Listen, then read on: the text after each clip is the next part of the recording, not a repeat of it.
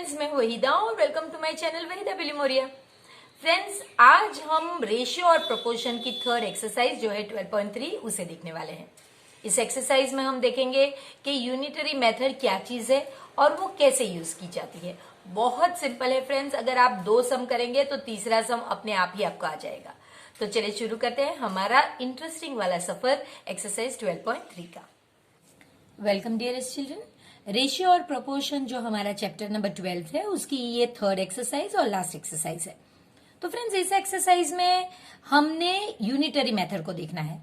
हमने एक्सरसाइज 12.1 में रेशियो को देखा है, 12.2 में हमने देखा किस तरह से आप प्रोपोर्शन में दो रेशियो को देख सकते हैं, वैसे कि वो है कि नहीं वो आप चेक कर सकते हैं। और इसमें हम यूनिटरी मेथड के बारे में बात करेंगे। तो फ्रेंड्स, यहाँ पे क्या है, यूनिटरी मेथड में ही इसका आंसर है। यूनिट का मतलब है एक, यानी कि यहाँ पे हम देखते हैं पहला क्वेश्चन है, if the cost of 7 metre of cloth is this much, find the cost of 5 metre. तो आपको पहले सिर्फ इतना ही सॉल्व करना है। 7 metres of cloth is equal to ₹1470। Unitary method का मतलब जैसे मैंने आपसे कहा 1, तो आपको 1 metre of cloth is equal to how much. अब हम जानते हैं कि यहाँ पे डिवीजन होगा क्योंकि दोनों नंबर ऊपर है और क्वेश्चन मार्क के ऊपर वाला नंबर पहले आएगा। सो दिस डिवाइडेड बाय 7, 7 2 जा 1 जा 0 जा, तो आपको मिल गया कि भाई 1 metre of cloth is equal to ₹210। ये आपने ढूंढ लिया। अब आपको ये स्टेटमेंट करनी है। 5 मीटर तो वो मीटर के नीचे जाएगा, 5 metre of cloth is equal to how much. और अब क्योंकि नंबर क्रॉस में है तो आपको इन्हें मल्टीप्लीकेशन करना होगा। सो 210 मल्टीप्लाई बाय 5, सो ये हो जाएगा आपका 1050 रुपीज, या फिर ₹1050। 210 इंटू 5 0510। ये किसी को अगर ना समझ में आया हो, जो बहुत सिंपल है, तो आप इस तरह से इसे सिर्फ मल्टीप्लाई करके आंसर लिख सकते हैं। इसके बाद सेकंड सम भी वैसे ही है। ये पूरी एक्सरसाइज में हमें बस यही करना है कि आपको यूनिटरी मेथड में कन्वर्ट करके फिर ढूंढना है। Ekta earns this much in 10 days, how much will she earn in 30 days. तो देखिए, डेज यहां भी दिया गया है और जो ढूंढना है वो भी डेज ही है, तो यानी कि यूनिटरी मेथड आपको यहां पे अप्लाई करनी होगी। सो 10 डेज, जरूरी नहीं कि आप इस साइड पे लिखिए, लेकिन वो बेहतर रहता है, इसलिए मैं लिखती हूं। आप अगर इस साइड पे लिखना चाहे तो बिल्कुल लिख सकते हैं। 10 डेज इज इक्वल टू ₹15, इतना वो अर्न करती है। तो 1 डे, यूनिटरी मेथड हम डेज पे अप्लाई करेंगे, is equal to how much. Again आप देख सकते हैं दोनों नंबर ऊपर है तो यहां पे डिवीजन होगा, तो ₹150। तो ये आपको मिल गया कि भाई वो 1 डे में अर्न करती है ₹, तो ये फिर से लिखना होगा 1 day is equal to ₹150। Therefore अब आपको कितने दिन का ढूंढना है, 30 डेज, तो आप लिखोगे 30 days is equal to how much. क्योंकि क्रॉस में है तो आपका आंसर मल्टीप्लीकेशन से आएगा, 150 मल्टीप्लाई बाय 30। सो 15 3 जा 45 और फिर 2 zeros, इतने रुपीज। तो आप लिख सकते हैं। इसके बाद अगर आपको स्टेटमेंट लिखने कहा गया है तो simple, she earns ₹4500 in 30 days. If it has rained this much millimeter in last 3 days, how many centimeter of rain will it rain in 1 full week? 1 full week का मतलब है 7 days। तो कॉमन हमारे पास डेज है, तो यहां हमारी unitary method apply होगी।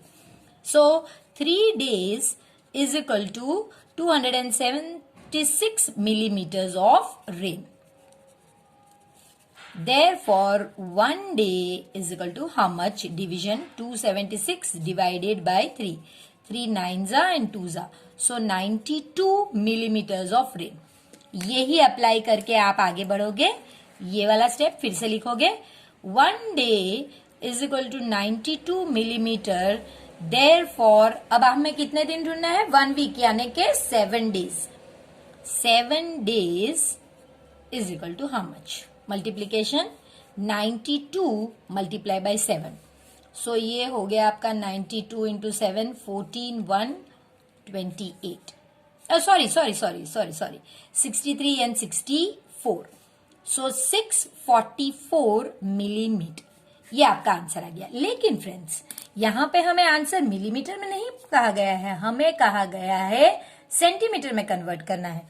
तो कन्वर्जन भी आपको करना होगा कि 1 centimetre is equal to 10 millimetre, therefore 644 millimetre, millimetre के नीचे ही वो आएगा, is equal to how much, ऊपर नीचे नंबर हो तो वो डिवीजन होगा, 644 by 10 that is equal to 64.4 centimetre. तो ये आपका सम का आंसर है, ना कि ये, क्योंकि ये मिलीमीटर में है। क्वेश्चन में हमें क्लियरली कहा गया है कि आपको सेंटीमीटर में ढूंढना है, तो ये हमारा 64.4 सेंटीमीटर होगा। फ्रेंड्स इसी तरह पूरी ही एक्सरसाइज में यूनिटरी मेथड को अप्लाई करते हुए हम आगे बढ़ेंगे। ये बहुत इंटरेस्टिंग ये सम है, क्योंकि यहाँ पे हम दोनों ही चीज यूज करेंगे। देखिए 5 kg of wheat is ₹91.50, 8 kg of wheat is how much. तो यहाँ पे आपका केजी कॉमन है, तो यूनिटरी मेथड हम केजी पे अप्लाई करेंगे। 5 kg wheat is equal to ₹91.50, 1 kg, unitary method का मतलब है 1 kg, 1 kg wheat will cost you how much? So we know it is division 91.5 divided by 5.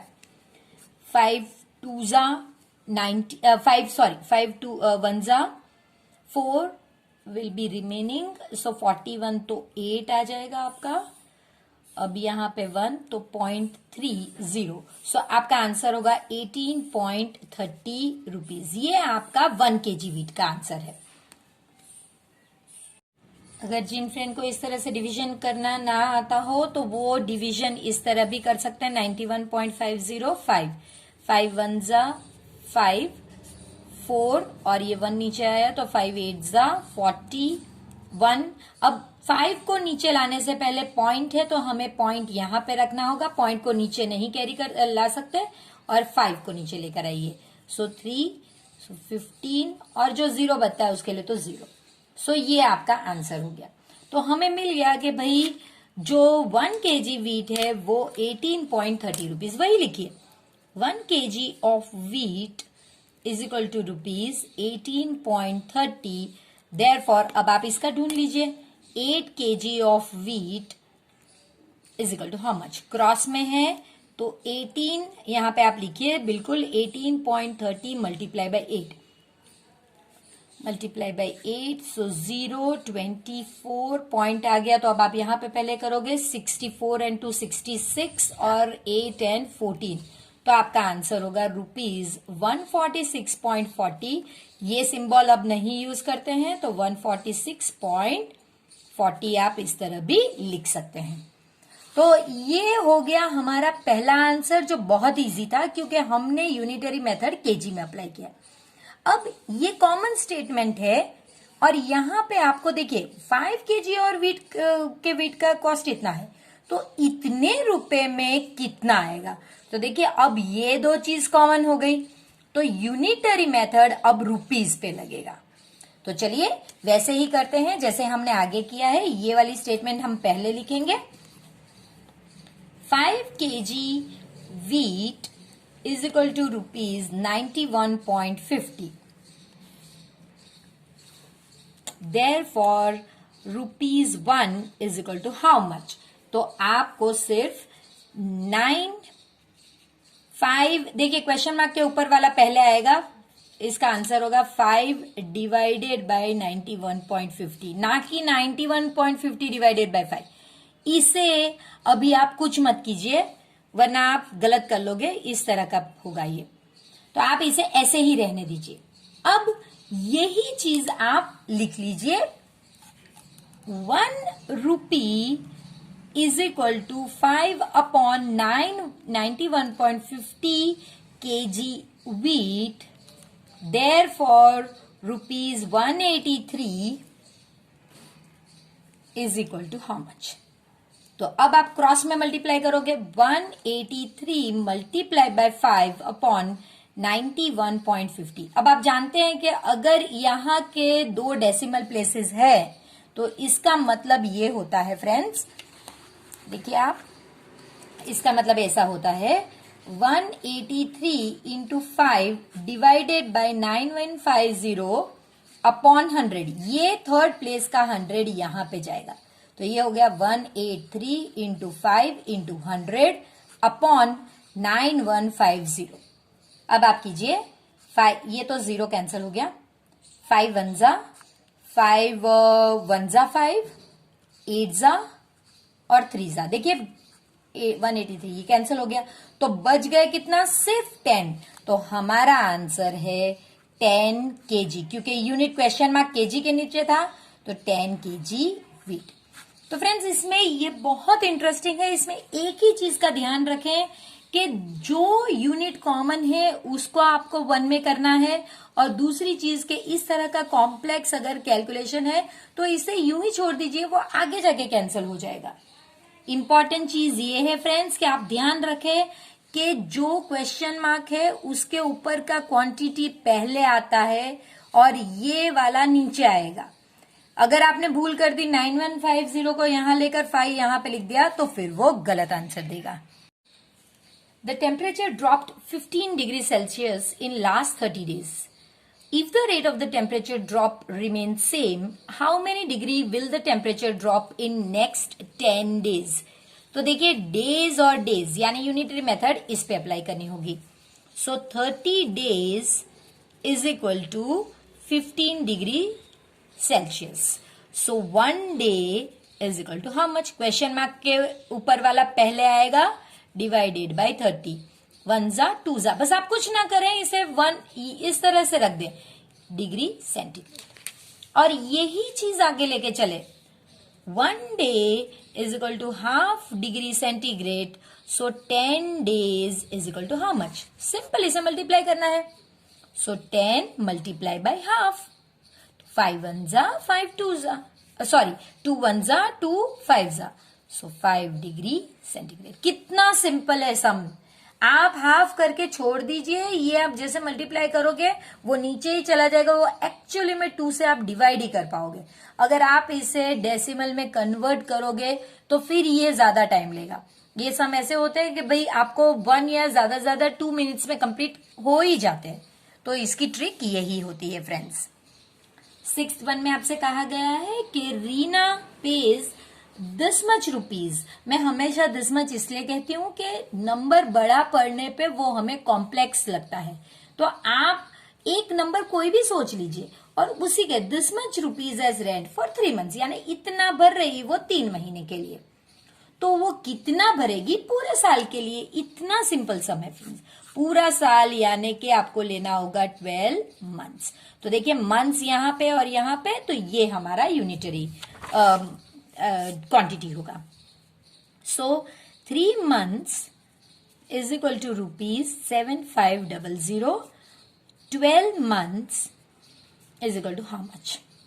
तो ये सॉरी नॉट 12 मंथ्स, 1 मंथ, क्योंकि हम यूनिटरी मेथड अप्लाई कर रहे हैं। ये डायरेक्ट भी हो सकता है, बड़े क्लासेस में इस तरह की मेथड होती है, लेकिन वो मैं आपको लास्ट सम में बताऊंगी। अभी हम यूनिटरी मेथड यानी कि 1 महीने का ही ढूंढेंगे।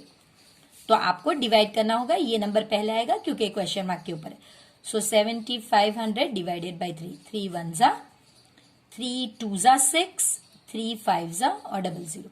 सो 2500 रुपीज वो रेंट पे करेगी 1 मंथ का। तो बस ये पहले लिख लीजिए, 1 month is equal to ₹2500, 12 months is equal to how much.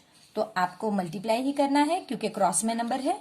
2500 multiply by 12, तो ये आपका होना चाहिए 30,000 होना चाहिए, 30,000 रुपीज ना हो तो 25 मल्टीप्लाई बाई 12 कर लेते हैं।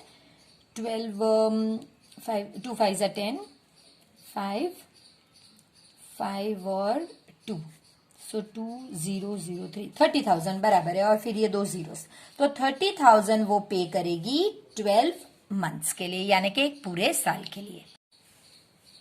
Cost of 4 dozen bananas is this much, how many bananas can be purchase for ₹90। अब आप देख सकते हैं कि 90 ये तो बिल्कुल राइट है। आप देख भी सकते हैं कि भाई मैं इसी पे यूनिटरी मेथड लगाऊंगी, लेकिन फ्रेंड्स यहाँ पे कैच ये है कि आपको यहाँ पे नंबर पूछा गया है जबकि यहाँ पे डजन है। तो पहला स्टेप होगा आप इस डजन को कन्वर्ट करें। So 1 dozen is equal to 12 pieces या 12 numbers, therefore 4 dozen is equal to how much? So multiply होगा 12 4 जा 48 पीसेज, जो हमारे केस में बनानास है। तो आपको अब जहां पे 4 डजन है वहां पे लिखना है 48 बनानास इज इक्वल टू ₹180। तो देखिए मैंने आपसे कहा कि ये हमारा यूनिटरी मेथड है, यानी कि यहां पे आपको 1 रखना होगा। ₹1 is equal to how much? जो यूनिट है, मैंने कहा ना आप आगे लिख सकते हैं पीछे लिख सकते हैं, दोनों चल सकता है, सिर्फ आपको ध्यान रखना है। देखिए अगर मैं आगे लिखती तो कुछ ऐसे लिखती,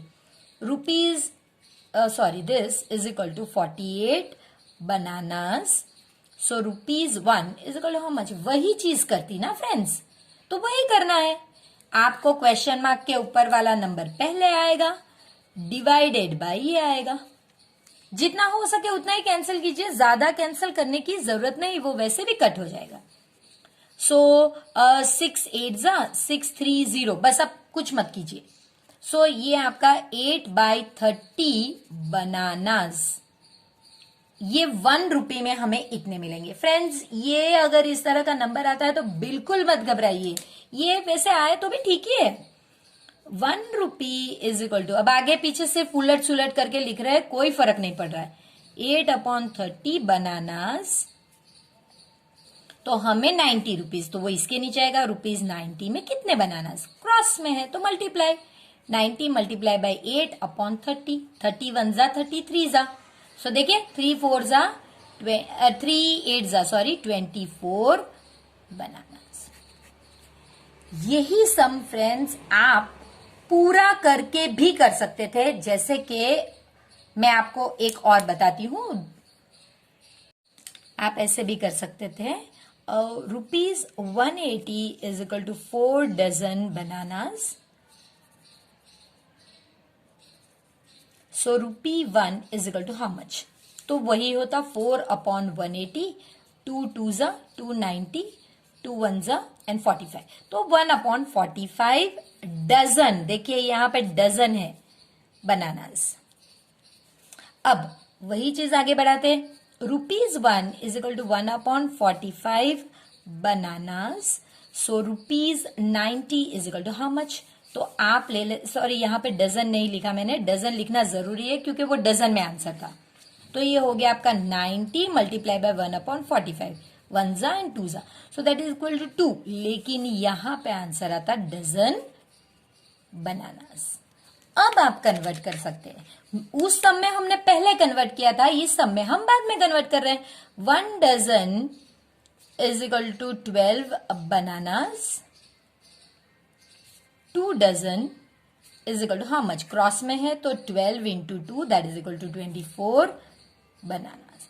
तो आप चाहे तो पहले कन्वर्ट कर दे डजन्स को नंबर्स में, या फिर पूरा सम को सॉल्व करने के बाद भी कन्वर्ट कर सकते हैं आंसर लाने के लिए। ये आप पे है, आप दोनों मेथड चेक कर लीजिए, आपको जो इजी लगे वो कीजिए।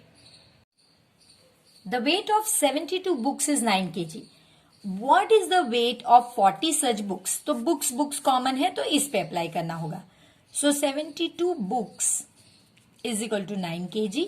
बुक्स पे अप्लाई करना है तो उसके नीचे 1 आना चाहिए। 1 book is equal to how much? तो 9 डिवाइडेड बाय 72, 9 1 जा 9, 8 जा, so that is equal to 1/8 kg। अब फ्रेंड्स आपको ये डेटा लिख के आगे बढ़ाना है। 1 book is equal to 1/8 kg, 40 books is equal to how much? Cross multiply करना है, 40 मल्टीप्लाई बाय 1/8, 1 जा एंड 5 जा। सो आंसर बहुत सिंपल है 5, और क्योंकि यूनिट केजी है तो हमारा आंसर है 5 kg। अब truck requires 108 liters of diesel for this many kilometers. How much diesel will it require to cover a distance of this many kilometer? यानी किलोमीटर, जो कॉमन है उसे अंडरलाइन कर दीजिए क्योंकि वहां पे आप 1 लिखने वाले हैं। तो हम इसे पहले लेफ्ट साइड पे लिख लेंगे। 594 kilometre is equal to 108 litre. 1 kilometre is equal to how much? 108 divided by 594। हम ना चाहे तो इसे कुछ मत कीजिए जिसमें आपका टाइम वेस्ट हो, तो आप इसे ऐसे ही रहने दीजिए। अब हम इसका स्टेटमेंट लिख लेते हैं, इतने litre. So 1 kilometre is equal to 108 by 594 litre. Therefore 1650 kilometer is equal to how many liter? Cross multiply 1650 multiply by 108 upon 594। अब आप 2 से पहले कैंसिल कर लीजिए। 2 5 जा 4 जा 2 2 जा 2 9 जा 18 एंड 7। फिर ये 7 7 18 यानी 6 3 से जाएगा, तो ये भी 3 से जाएगा। 3 1 जा 3 8 जा 3 9 जा 27 9 जा। अब ये 9 से जाएगा, 9 11 जा 9 2 जा। अब 11 1 जा, ये ट्राई करते हैं। 11 1 जा 11 और 5 बचता है तो 5 0। तो ये 2 और 15 यानी कि 30 और ये वाला 0 जो बचा है वो, सो 300। और क्योंकि यूनिट का क्वेश्चन मार्क लीटर्स के नीचे था तो 300 लीटर्स। देखिए फ्रेंड्स, एक बार कैलकुलेशन कीजिए, यहां पे भी करते फिर यहां पे करते तो 2 बार करने का कोई मीनिंग नहीं है, सिर्फ एक बार कीजिए। Raju purchases 10 pens for ₹150 and Manish buys 7 pens for ₹84. Can you say who got the pens cheaper? तो फ्रेंड्स इसमें 2 जन अलग अलग है, तो पहले हम राजू का अलग से यूनिटरी मेथड से ढूंढेंगे और मनीष का अलग से ढूंढेंगे। तो राजू के लिए 10 पेन्स इज इक्वल टू ₹150। तो हमेशा पेन्स पे ढूंढना है तो यूनिटरी मेथड उसी पे करना होगा। 1 pen is equal to how much? तो डिवीजन है 150 by 10, so 1 pen is equal to ₹15 में राजू को वो पेन आई है। अब यहां पे देखते हैं डेटा क्या है मनीष का। 7 pen ₹84। So 7 pens is equal to ₹84।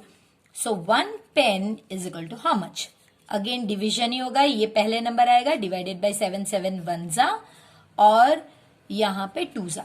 So 1 pen is equal to ₹12। तो आप देख सकते हैं आपको चीपर ढूंढना है, तो राजू को ये पेन चीपर हुआ है तो वो हम लिखेंगे, सॉरी राजू को चीपर नहीं हुआ है, राजू के 15 है,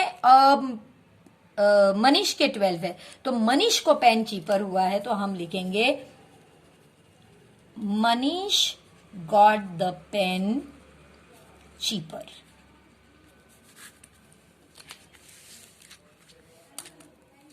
लास्ट सम इस एक्सरसाइज का देख लेते हैं फ्रेंड्स, जो बहुत ही इजी है। Anish made 42 runs in 6 overs and Anup made 63 runs in 7 overs। तो आपको बताना है who has made more runs। तो देखिए आपको ओवर्स, आपको रन्स पर ओवर, तो आपको इसे बनाना होगा यूनिटरी मेथड में। सो ये साइड पे हम अनीश का कैलकुलेट करेंगे और इस साइड पे अनूप का। तो अनीश का 6 overs is equal to ₹42. Sorry, not rupees, 42 runs. Therefore, 1 over is equal to how much? 42 divided by 6 यानी कि 7। तो इसका 1 ओवर में 7 रन्स हो सकते हैं। अब इसी तरह अनूप में क्या है डेटा? 63 run 7 overs. तो चलिए 7 ओवर्स में 63 रन्स कर सकता है, तो 1 ओवर में कितने? तो 63 बाई 7 यानी कि 9। सो 1 ओवर में वो 9 रन्स कर सकता है। तो आपको यही पूछा है हु मेड मोर रन्स, तो 7 या 9? आप देख सकते हैं 9 ज्यादा है, तो हम लिखेंगे अनूप मेड मोर रन्स पर ओवर। तो फ्रेंड्स यहां पे ये एक्सरसाइज खत्म होती है। अब मिलेंगे एक नए लेसन की फर्स्ट एक्सरसाइज से। तो देखा फ्रेंड्स कितनी जल्दी हमने एक्सरसाइज 12.1, 2 और 3 कंप्लीट कर ली और हमें पता भी नहीं चला कि चैप्टर कब खत्म हो गया। तो फ्रेंड्स इसी तरह अब हम मिलेंगे 13th चैप्टर में। तो तब तक प्लीज वीडियो को लाइक कीजिए, शेयर कीजिए इसे अपने फ्रेंड्स के साथ और प्लीज चैनल को सब्सक्राइब भी कीजिए।